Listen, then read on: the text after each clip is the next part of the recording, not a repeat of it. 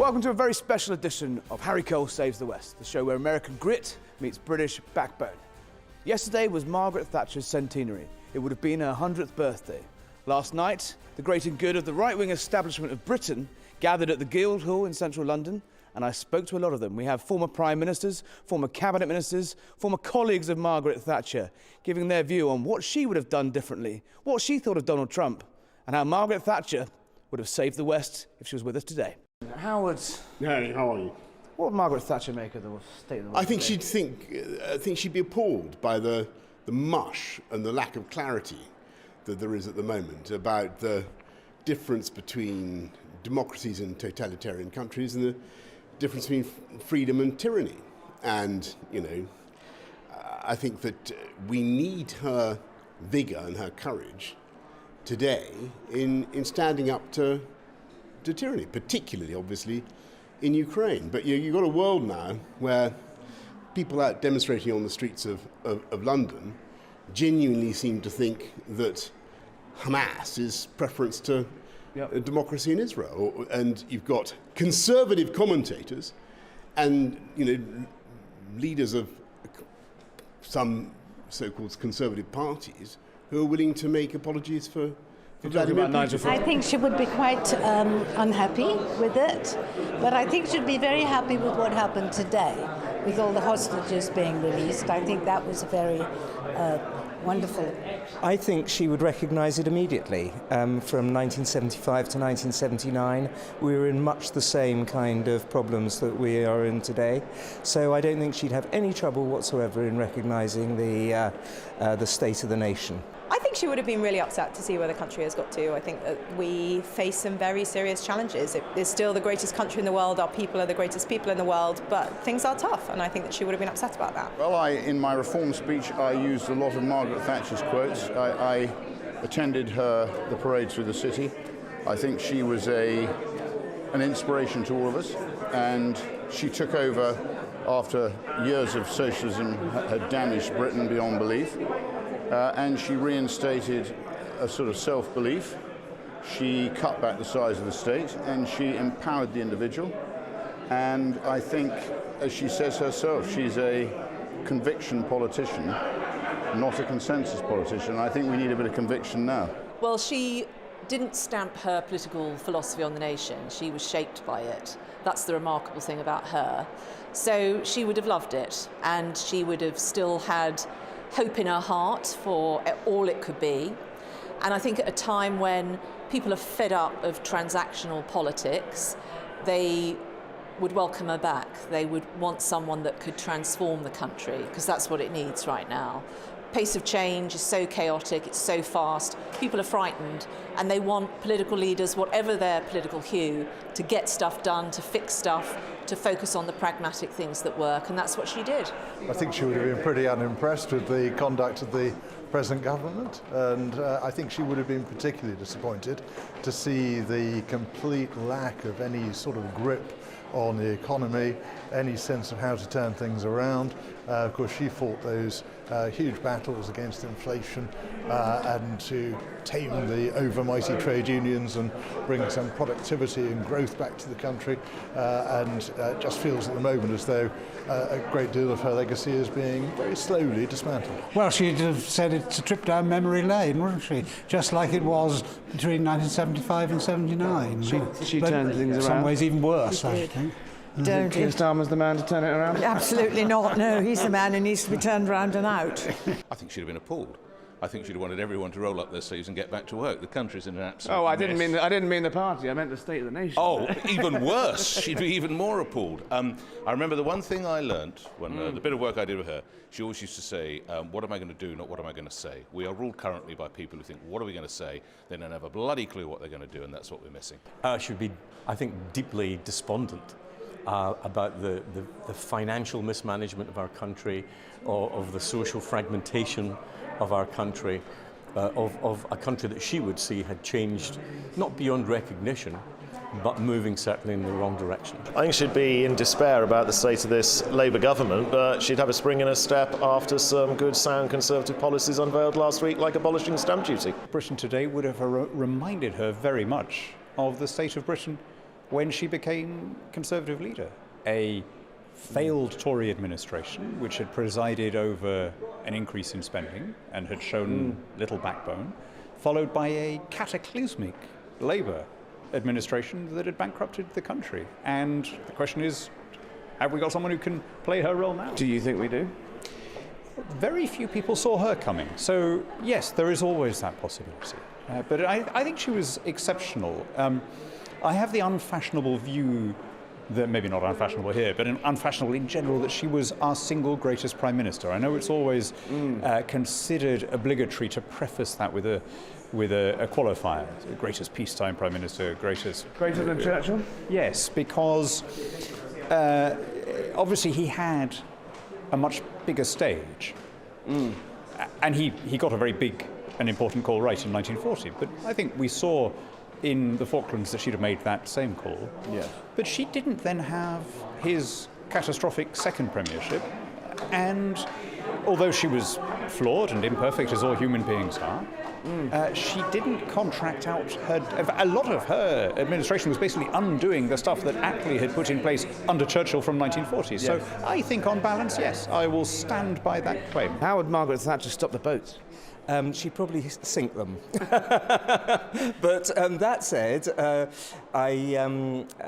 it's always very dangerous, obviously, to pretend that you know what a dead person would think about anything at all. But she was tremendously tough on immigration. It was one of the founding principles of her 1979 electoral victory. She was so sound on it, frankly, that no party to the right could exist in that election. And so, of course, it's totally different from today, where we have a party to the right of the Conservatives. She would not have allowed enough of a gap to develop. Oh, she'd have called the First Sea Lord and said, what do you think of this? She'd have treated it in a very pragmatic way, almost like a military campaign. She wouldn't have focused on the northern border, she'd have focused on the southern border of France. She'd have looked at what was required, and she would have had the political will to do it, I've no doubt. Even that means leaving the ECHR, tearing up various treaties? She knew what the country needed, and we forget, we take a lot of the things that she did as perfectly normal. Just what she did on income tax was so dramatic, it was unfathomable at the time. She did those things, and she radically transformed the country. And the reason why she was successful is because all of those reforms were rooted in what people knew about. They were rooted in the traditional, the familiar. They were reassuring to people. She would have found a way of tackling it. And I think that's the point about Margaret Thatcher. She didn't take no for an answer. She would have stood up. She would have made sure that she built the necessary alliance. Even if walking away from the ECHR and leaving the Strasbourg? Well, obviously they're very different times now. I think now you've got a very wide coalition starting to assemble, accepting that ECHR needs to, at the very least, be changed very dramatically, with people like Jack Straw and David Blunkett saying that, and Lord Sumption as well. Well, she didn't have the problem of the quangocracy that we had. We forget that she had a civil service that was still operating according to the Armstrong principles, and the Armstrong principles said, whatever the minister says goes. Yeah. Now we have not only a judiciary that is determined always and everywhere to overturn deportation orders, but it was very telling that the Home Office trade union was the one that brought the case against the Rwanda policy. That kind of tells you everything you need to know about the people whose job it is to carry out this policy. That's the blob right there. That's the blob right there. And in a way, she was dealing, yes, with entrenched enemies in the trade union and movement and in the more sort of high-spending parts of the state, but they were not embedded in our establishment and judiciary and civil service in the way that they are now. She believed in sovereign nations and the sovereignty of borders, and I don't think she'd be tolerating this mass immigration invasion, which is now a national crisis. I don't think she'd have let them come over in the first place, and she would have said very clearly to France, take them back, otherwise there's going to be a serious negotiation. She wouldn't have tolerated it.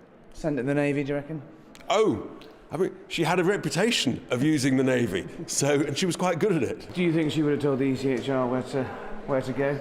Well, I think she would have been on the side of those of us who voted and campaigned to leave the European Union. Yeah. And if there was a political remnant, the ECHR, then why would we take the huge step of leaving the European Union, but not the much smaller step of leaving the Convention on Rights? I think it is fair to say the ECHR, which was born at a time when we were thinking about the ashes of Bergen-Belsen, we're in a totally different era now. And I think evolution is an important thing, something that she would have believed in. So, listen, I think she would have listened very carefully to what Kemi had to say, and I think she would have found a lot in it which she approved of. What do you think that she would have made of Nigel Farage and his, well, A, his politics, and B, his style of politics? I think she'd have quite enjoyed the personality and the populism of Nigel Farage, but she would have absolutely despised the economic story that he's telling. The idea that he wants to renationalise steel, he wants to splurge on the NHS, he wants to take people out of taxation to such an extent it's going to give us an £80 billion black hole. All of those things she would see as the worst kind of populism. 6 million people out of work on sickness benefits. 40% of our day-to-day spending is going to be on the NHS by the end of this decade. We're spending more on debt interest than the combination of our borders, our defences and our education. The scale of the problems facing this country today dwarf anything seen before. No, 1975 to 79 also had us with the IMF coming in. You're too young to remember this, Harry. I'm not. I do remember it very well. And we had the IMF, we had top rate of income tax at 98%. We had a nation that was basically collapsing and falling under the control of the trade unions. So she was able to deal with all of those things, and she did it by sticking to her principles and being a highly intelligent and eloquent believer in freedom. What would she have made of Donald Trump? I think there's almost a marriage made in heaven in that one. I think they are both conviction politicians. You know what you get. And I wish she'd seen, because the progress he's made today, we're talking the day after he's been through Israel and he's in Egypt, that is exactly the sort of thing she brought. A conviction politician, doesn't care what people think about it. She believes in something, he believes in something, they're going to get it done. What do you think? Obviously she had an incredibly close relationship with Ronald Reagan. What do you think she would have made of Donald Trump? I wonder whether or not she wouldn't have charmed the pants off Donald Trump. I think that she was one of those people who, as you say, got on very well with Ronald Reagan and indeed with George W. Bush H.W. Bush afterwards. She knew that it's part of the British Prime Minister's job to get on with the American president.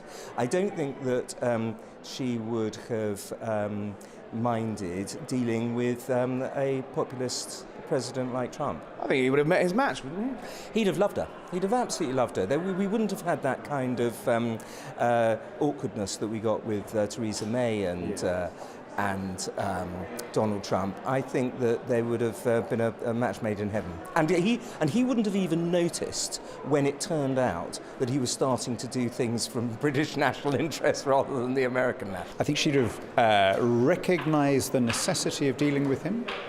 I think she would have, like Matilda's aunt in the poem, she professed a strict regard for truth. I think she'd have found him personally pretty difficult. But, you could see some similarities there in the second term anyway, moving fast and breaking things and, only taking the half of the country that you need with you to get things done. It's a match made in heaven. I don't think she'd have objected to that element, but I think she would have regarded his character as below what she expected. She had this quite strong sort of old Methodist sense of decency, and she expected standards from other people. And although she could be forgiving, she didn't expect repeat offenders to be rewarded for it. I think they'd have got on like a house on fire, and I think that he would have been a little bit frightened of her. And maybe maybe he would have bent to her will? I think that she was charming and persuasive in her argument in equal measure. I think they would have got on well.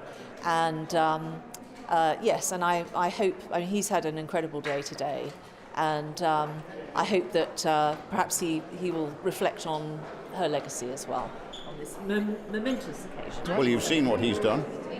He's shown us how to do it, and he's done an extremely good job of protecting the interests of the American electorate, and I think credit to him. Do you think our politicians here could learn a thing or two from Trump? Well, they don't want to think they can, but I think there probably is quite a lot. I mean, not everything about Trump is good, but I think his leadership and self-belief gives the American nation a belief that it can actually stop this sort of relentless downward post-war decline, which the West has effectively allowed to happen in order to lubricate the wheels of global trade. And I think he's showing us that actually you need to put your own voters and your own citizens before worrying about sort of global welfare. So you can't look after everybody if you yourself are weak.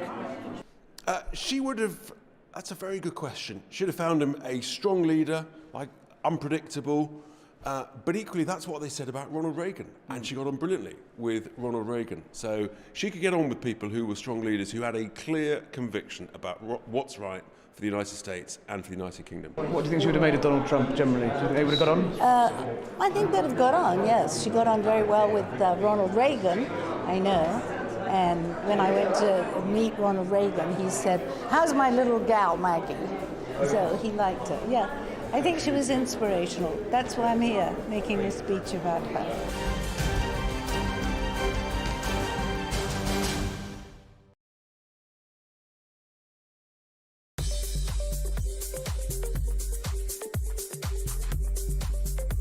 Get subscribed on my YouTube channel and you won't miss a thing. Harry Cole saves the West for more exclusive content. Now, while we're here at the Guildhall for the Thatcher dinner, I obviously asked a burning question to a number of senior politicians about the ongoing row about Chinese spying. Nothing sums up, I think, to me, more the state of Britain than the allegations that a government collapsed a spying trial over the sake of protecting economic necessity with China. What's your response to that? I think to be in a position where you are having to bend down to a state that is so obviously acting in its own interests and against yours, because we are held as economic hostage, I think is it's embarrassing for us as a nation. Governments have fallen over pieces of birthday cake before. This makes, previous scandals, if proven, look piffling. This is serious stuff. It's really substantial. It's very serious, and it remains the case as well, which is perhaps, if not the most serious thing, certainly a very serious part of it, that it seems very plausible that very senior sources in government have been actively dishonest about it, have lied about it. Is this the reality that the world we live in, though, that actually, we don't have any growth, our economy is in the doldrums, and actually, blowing up GDP for the sake of upsetting the Chinese would bankrupt the country? A weak economy is the reality of the world that we live in, but it doesn't have to be. It doesn't have to be this way. Can you imagine her having much truck, final question, much truck with potentially collapsing a spy trial to avoid upsetting the Chinese? Can you believe that? I think that's I think it's a sign of excessive foreign influence, it seems, on the government. But I give you one idea. If the Nobel Committee next year is casting around in its embarrassment to find the right candidate for the Nobel Peace Prize, the obvious answer is a posthumous award to Margaret Thatcher. A very careful calibration between what's in our national interest, what are our security interests, and our economic interests. And you don't do that and build trust if you're not willing to be open about it. Situation with China, that it appears that the Labour government has sacrificed justice, or pursuit of justice, over protecting economic ties with China. Former Defence Secretary, can I get your response to that? Well, look, people have long argued about guns versus butter, and I've always argued that without guns you don't have butter. If you neglect your national security, everything else, from your trade and commerce through to the integrity of the NHS and it being able to manage your data, it won't function. So we have to take defence and national security as our first duty and first priority. The good lady herself knew that and did that. And what that means is that, yes, we have to have relationships with all kinds of nations, and we want to trade with them, and we want good things to happen from those relationships. But we have to be wide-eyed about what else they might be doing. It feels like we're not being very wide-eyed, though. Well, I have to say, we will see what transpires this week over that particular issue. But for me, it calls into question previous discussions that have gone on. The Chagos Island deal, people focus on the amount of money that's costing the country. What's often forgotten is that it severely hampers our ability to defend ourselves. We can't put maritime sensors where we want. We've got to tell Mauritius every time we want to do something. It is severely cramping our ability to do what we need to do on the defence front. So we'll see where this goes this week. I'm not in Parliament, alas, to ask these questions, but I think if it turns out that there's been an agenda going on that Parliament hasn't been cited on, well, we should review those arrangements and those deals that have been done. Now, our next guest is a man who knew Margaret Thatcher personally and maintained a close personal bond with her in the later years of her life. He's currently the chairman of the Margaret Thatcher Centre. In the studio with us now, Conor Burns, former Tory MP, former minister, former close personal friend of Margaret Thatcher. Conor, last night we were joined by Sir Mark Thatcher in an astonishing interview. Do you think he captured there, what Margaret Thatcher was really like and what she'd think of what's going on in Britain today? In many ways. Look, Mark knew Margaret Thatcher better than almost anyone else, perhaps, other than Dennis Thatcher. He grew up not just listening to the public utterances, but hearing the private person behind the philosophy. And I think he reminded us all what it was she believed and why it resonated so much with the British people and indeed around the world during her time in office. He focused there on a lot of this idea that there's a missing ingredient in politics at the moment, which is conviction. And I thought it was fascinating that he sort of compared his mother almost to Donald Trump in America, who, love him or hate him, disagree with him or otherwise, you can't dispute, and all the polls show the American public do not dispute that he's getting things done and he has a driving force and mission. Why do you think that's so lacking in Britain now? And as of someone who's seen British politics up close from almost every angle in the last few years. So I think if you go back to the way Mrs. Thatcher approached her politics, she used to say, politics at its purest is philosophy in action. She believed that there were two sets of people who went into politics. There were those who went into politics to be someone and those who went in to do something. And I think when we review the last number of years, particularly, honestly, candidly, the last 14 years of Conservative government, we frankly left many more problems than we solved over that period. And I think that started out because too many people in the Conservative Party sought to be the heir to Blair, rather when than actually the heir to they had the heir. And Britain now, I think, needs someone of the character, the stamina, the will, the vision of Margaret Thatcher to come in and tackle these enormous problems that we have. Do you see anyone in the current crop of politicians that has that? Kemi Badenoch obviously has said that she wants to take that Thatcher flame and onwards. Do you think she's got the star quality that Sir Mark Thatcher says is required to do it? Well, it was very interesting what Mark said about Kemi Badenoch. One thing that Kemi and Margaret Thatcher had in common is they're both scientists in some way. Kemi's an engineer, Margaret was a chemist. And they approach the thinking about problems based on facts. They're not that much interested in sound bites. And Kemi's had a lot of criticism about the time she's taking to evolve policy. But I think she understands how disillusioned the public are with politicians who rock up and present very easy solutions to incredibly complicated problems. She is taking the time to thematically work through the challenges and come up with things that will work. I don't remember it, but I read it, that in 1977, one of the national broadsheets ran an editorial saying that Margaret Thatcher had all the charisma of a privet hedge, and in the interests of victory at the next election, she should be replaced by Ted Heath. So I'm prepared to give Kemi... It wasn't actually. I'm prepared to give Kemi some space here to do this. I don't think Britain needs star quality. I think it needs people with a determination to really tackle head-on the really difficult challenges. By the way, I can say this now. I'm not in politics. I'm not in politics anymore. There is a dance of lying going on in Britain today, and it's been going on for a while. The politicians are lying to the public, and the public are lying to the politicians. We are in this age where the public are demanding more and more services from the state, but yet want higher taxes, they say, to pay for that, except the taxes that they themselves would have to pay. I saw this week after week in my own constituency in House meetings. Let's have more of that. Who's going to pay for it? Well, let's put more on the rich, let's put more on this, put more on business. We've got to get back to a question of what is it we want the state in our country to do?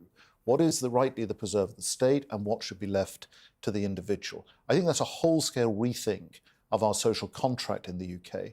And the figures you were going through with Sir Mark Thatcher around the levels of borrowing, the growing levels of debt, this is coming to a once-in-a-generation head, I believe, and it will require complete honesty and candour from the public and the politicians. So you think the politicians are not being honest in the fact that they're not giving the public a reality check? But I do, and I remember Lady T once saying that when the noise between the two front benches was loudest, it was usually because the point of disagreement was at its least.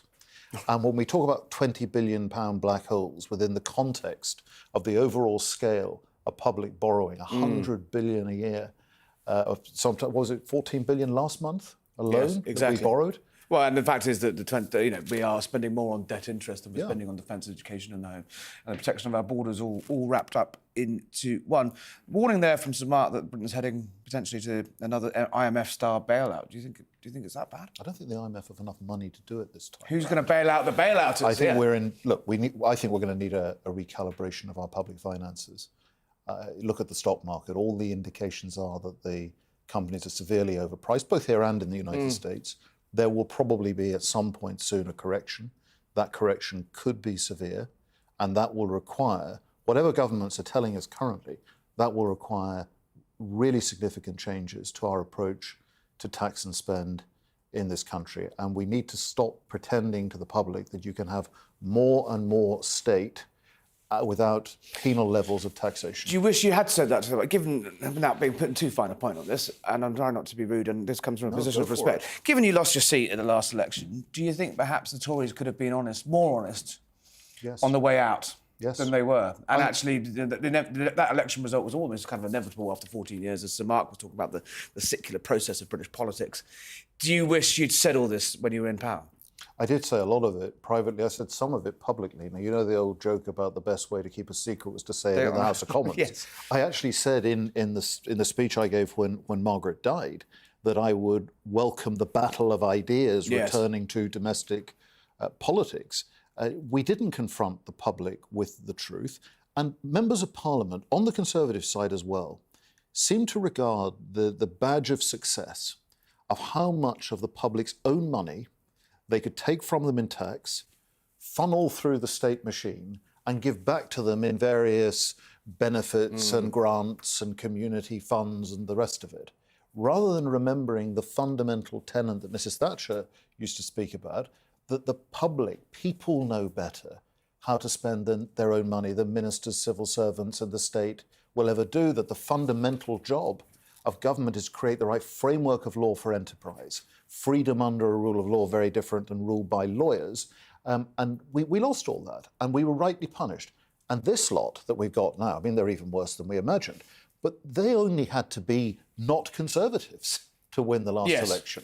I can't recall a time when a party was less challenged on what it would do in government, and we're seeing the inevitable consequence of that play out. The inevitable consequences of that is the Tory party still struggling to regain credibility, and Nigel Farage surging ahead to 35%, in the polls. I think nothing sums up more quite how lily-livered this country has become by this current political storm that should be engulfing, but isn't quite yet engulfing Downing Street, about collapsing a trial of two men accused of spying for China to not upset the Chinese and not upset Chinese trade interests. I can't imagine Margaret Thatcher having much truck with that. None at all. None at all. And I think, we talk about how Mrs. Thatcher started with first principles. She wouldn't be talking about the planning permission. She wouldn't know what the hell it was the Chinese needed this deep basement for in their embassy. Right? She'd have wanted to know what it was all about, and she'd have simply said no. And there is something about this that doesn't smell right. And I remember, Harry, I became a meme over a piece of cake. Gosh. A piece of cake. Oh, yes, indeed. Do you remember? You were ambushed by the cake. Boris was ambushed by the cake, but apparently there was no cake.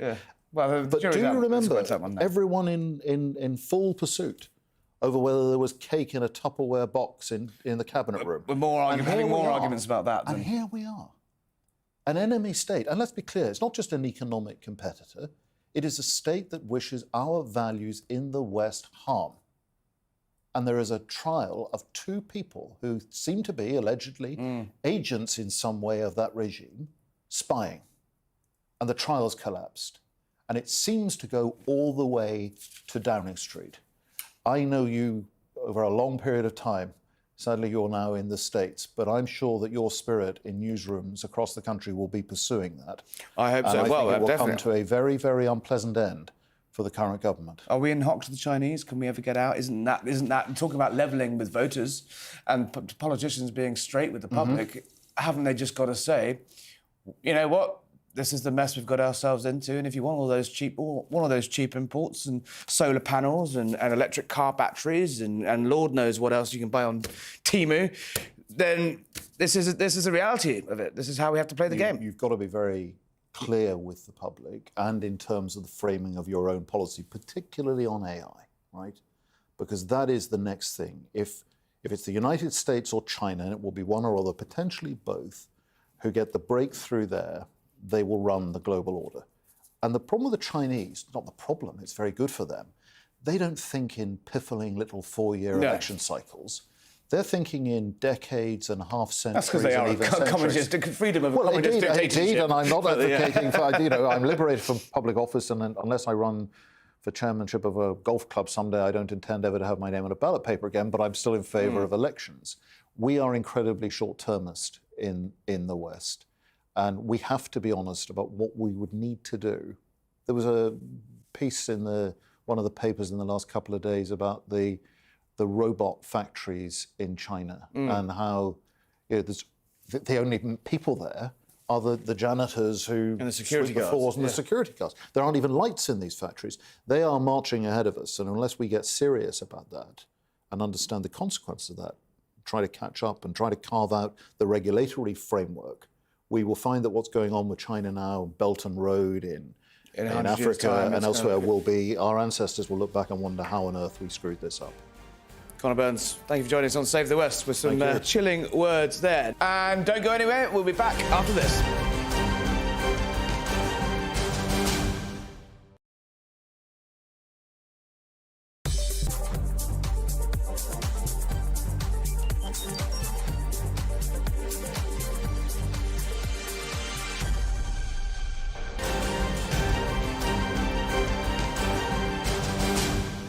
Welcome back to Harry Cole Saves the West. We're continuing our special coverage of Margaret Thatcher's centenary, and we had so much fun last night that I'm delighted to be joined again tonight by broadcaster and host of Drive on Talk, Jeremy Kyle, the historian Tessa Dunlop, and the former political editor of The Sun during the entirety of Thatcher's reign, Trevor Kavanagh. Guys, welcome back. We got a little bit heated about Thatcher's legacy with feminist icon last night. The question that I want to ask now is, will we ever see her like ever again? Let's go to our historian friend, Tessa Dunlop.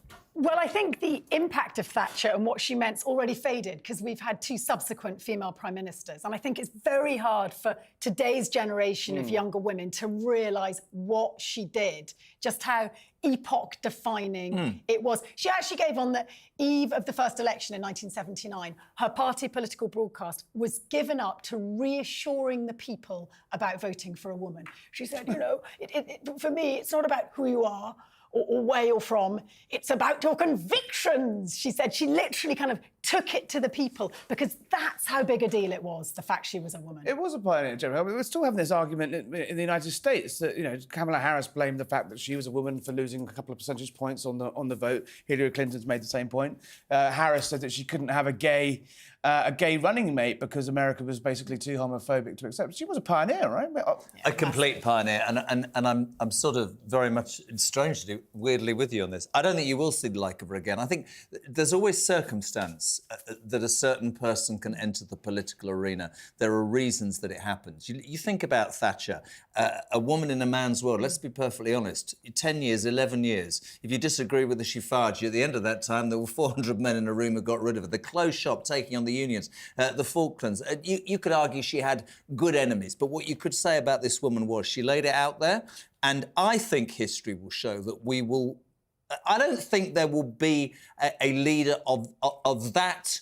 Is braveness the right word? That ill. Brave. She was brave. That is the word for me, brave, and didn't care. Trump-esque will say, sometimes didn't care what was thrown. But Trevor, I'm just interested. The idea of a free market economy, it'd been kicking around since the early 70s. What she did was she grabbed it, hauled it into existence, but somebody was going to have to do that one. It just happened to be Thatcher. This is true, and all the circumstances at the time pointed in that direction. Someone had to do it. And the big difference between now and then, and whether or not there could be another Margaret Thatcher, is that the world has changed totally. Yeah. And it's basically irreconcilable. You can't have one person coming in and saying, this is what I'm going to do anymore. I mean, we're going to have, if there's another woman Prime Minister, for instance, it probably will be Shabana Mahmood. And I think the current Labour Home Secretary. That will be the first Muslim Prime Minister, as well as the first Labour woman Prime Minister. And that is for a reason, because she would be acceptable to the Labour Party. I'm assuming that Starmer isn't going to last till the next election. I would put money on Shabana Mahmood becoming the next Prime Minister. But all the sort of problems that any Prime Minister has to encounter these days is not just economic, which is almost intractable, without enormous, almost revolutionary changes to our economy and our way of doing business, but also to the changes of our population. We now have to consider and take into account the thoughts and feelings of a very significant chunk of our population. Isn't it also, Trevor, as well, and I agree with you, we always talk about the blob, don't we, in the civil service. Somebody told me at the last election that only 200 people lost their jobs the day that the Tory party... 100 special advisors and 100 government ministers. I know you're going to disagree with this. Do you think Thatcher... Here's a question for all of you. She hated the civil service.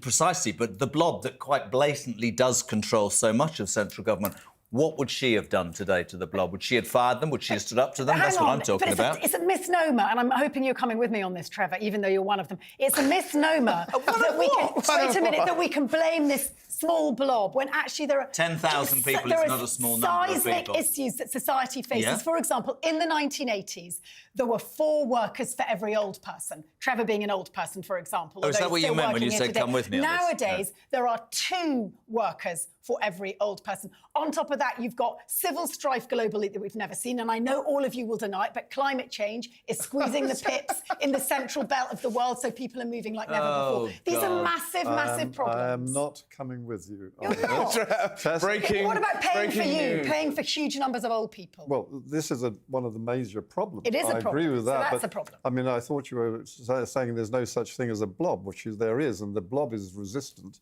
to almost every single change that's necessary. Do you know, can I tell you something? We talked about this on my show. Just let me get this out. The reason I absolutely realised there was a blob, a couple of years ago, and I wasn't a fan of Rwanda, a bunch of civil servants inside the Home Office, paid by the British taxpayer, decided they didn't like the policy of a democratically elected government, so went to the High Court using lawyers paid for by the taxpayer. The fact that to go against a your job is not to define policy. Your job is, as a civil servant, to carry out what that democratically elected government decide to do. I think they're far too powerful. When Donald Trump came into power, he brought with him 4,000 political appointees across all the departments. He seems to be moving fast and breaking things and getting things done, using executive power. Actually, have you looked at his polling? Have you looked at the National Guard on the street in several democratic cities? Would you really want to be on the other side of the line in America? I've got to push back here, guys. It's really easy to blame it all on DC is remarkable. The National Guard on the streets is remarkable. But are you aware of the fact that the public sector in Washington is on strike? 40,000 people, I think, in key positions are on strike. And whenever that happens in America, productivity goes up. Because the public sector is a total drag on the economy. And that's what's happening here in Britain. Let's move on to another point that's been discussed. We were talking about whether we'll ever see her like ever again. The interesting point Sir Mark Thatcher made yesterday was that actually, while he was quite lukewarm on Kemi Badenoch, he did say, to her credit, this global situation, the national situation, the economic situation, and in fact the social situation that his mother came into office with in 1979 bore a remarkable similarity to the issues Kemi Badenoch is facing, or whoever is going to be the next Prime Minister is facing now. And that's where I think Kemi Badenoch is probably a good woman and a reasonable politician. And I think we can sit here and talk about what's happening globally, but in pure basic terms, right? The Tory party are going to have to suffer their penance for what they did. And I believe in the last couple of months when they were in power, they could have promised us anything. The British public had stopped listening to the Tory party. And that is not, in my mind, going to be recoverable in a year or two. It will take 10 years. Absolutely. I think there has to be a start at some point. She's made the start on stamp duty, which is a tax cut. Well, what she now needs 14 years in power, though, right? What she now needs to do is spell out exactly where they're going to save money. The triple lock, which is one of the sainted policies of the Conservative Party, has to go. And so do free bus passes for people of old age, like me, which costs £100 million a year. Where will you find a party? Where will you find a party on the right undercutting their loyalist voters? They're not going to do it. No one's being honest. No one's being honest about it. That's the whole point of politics. And this is where Margaret Thatcher, as a conviction politician, put in practice things which were temporarily unpopular. But it's anathema to me why half the right-wing press, including your lot, pushed and pushed and pushed for the heating allowance to be reinstated for people like Trevor and my mother. It's absolutely ridiculous. Actually, where you need to invest is in young people of a fertile age who are not having children because there isn't the money on financial security. You don't believe we should be heating the homes of old people who've spent years paying into a system. But the most vulnerable, you could have marginally moved up the bar to say those were on £20,000 or less. But people like you will say that everybody who's old has got savings. There's I didn't say everybody. People like me. If you get out of the bubble of the M25, there are millions of people in this country who've worked all their life who are struggling. And that £300 is really important. The winter fuel allowance was a bribe by Gordon Brown for one purpose only, which was to wrong-foot the Tories because he knew they would never... And I'm looking forward to Mr. It's good King Wenceslas, isn't it? There's the poor man gathering winter fuel, and that's his image of the Saint Gordon. It doesn't work. Subsidies never do work. But they're very addictive. And once you've given them out, you can't take them back. Extremely. Maybe they need a government shutdown, Trump style, to pull some of these programmes. Get the National Guard on the streets of London. We need to be honest, and what's interesting is people like you said the next solution is Farage, and yet Farage is also giving out other tidbits. Sorry, have I said that at all? Yeah, in the dressing room. Yeah, definitely. The sanctity. Hold on a second. Sorry, Harry, look at me. Has he got his makeup Excuse me. In the dressing room, do you want to go there? Do you want to admit you don't want to go there? There we go. This is the family. You've dropped the F-bomb now, so let's do it. Mark Thatcher saying that Nigel Farage, his economics, Trevor, that isn't Thatcherism, is it? No, and I think that as time passes, one of the things that Mark Thatcher did say was 2 or 3 years to go before the next election.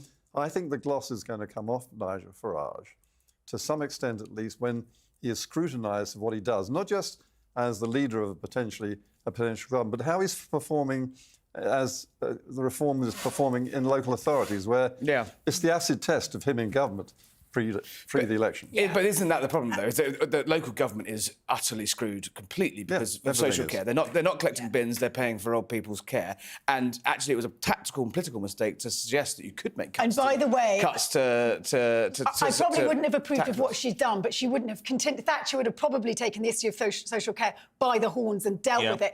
I might not have liked the fallout from that, because she was always about paring everything to the bone. But the fact is, we never address it, because democratically we're too afraid to. You're right, UKIP, I'm still calling them UKIP, the Reform Party, it's the same in different clothes. In Kent, there they go, they're going to slash and burn, everyone's council tax is going to come down, and they've raised it because they've discovered every local council's raising council tax because they have they said they wouldn't. The point is they got elected saying they wouldn't. I think 3 years and 9 months is a long time.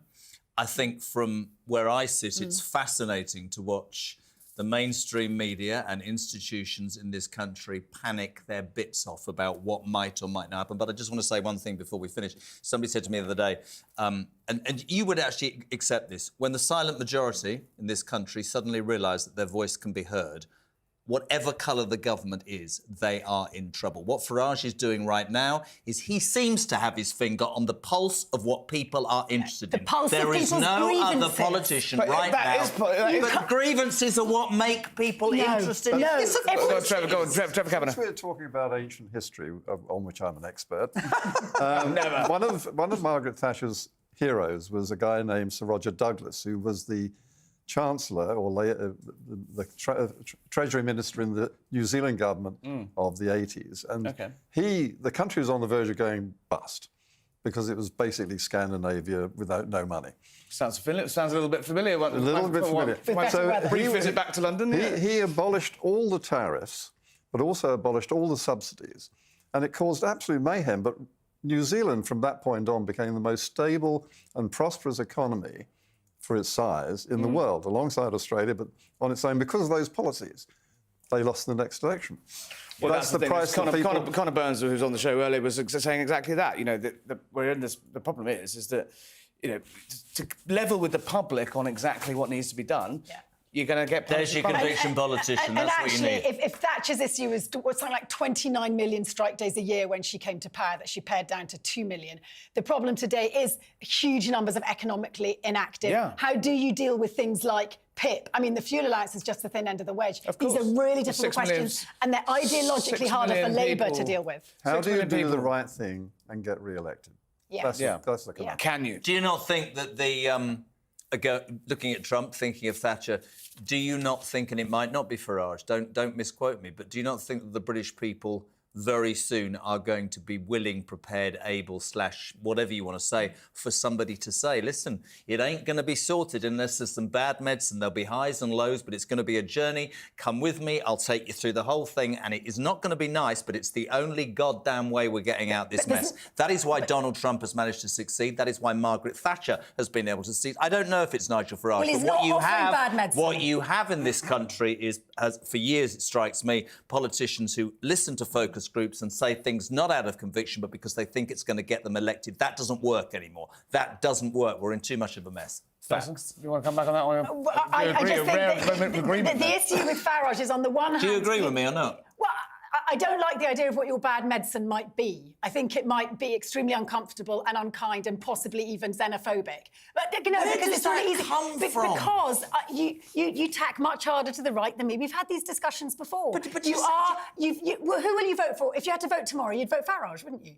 Shall I tell you why I voted Farage? Do you want the? You did vote Farage. Let's get it out here, just to be clear. Well, does it matter? I'll tell you exactly why. Because I watched a party political broadcast and I saw somebody talking about low taxation, a strong military, police on the streets that weren't interested in doing the Macarena but wanted to arrest people. They wanted to do attack. And do you know what happened? I saw a Tory MP saying, that's what Farage is talking about. That's far right. No, let me tell you, Tessa, genuinely, I was brought up voting for the Tory party on policies that were exactly that. And I think the Tory party, you couldn't get a cigarette paper between them. Tessa, the window's moved, isn't it? What Farage does is he picks on groups, individuals, and places blame on them. What he does is he talks about... One at a time. That's what I mean. I know, but I felt it personally when he said he wouldn't live next door to a Romanian because I'm married to one. But it's ballooned from there. Everyone that can be other, everything that's an income. You know, apparently all asylum seekers are rapists and murderers these days. You know, where I live in South London, apparently it's sort of Armageddon. But people's concerns about that are totally valid, given that asylum seekers are raping people in this country. It's not a few. A few men who look like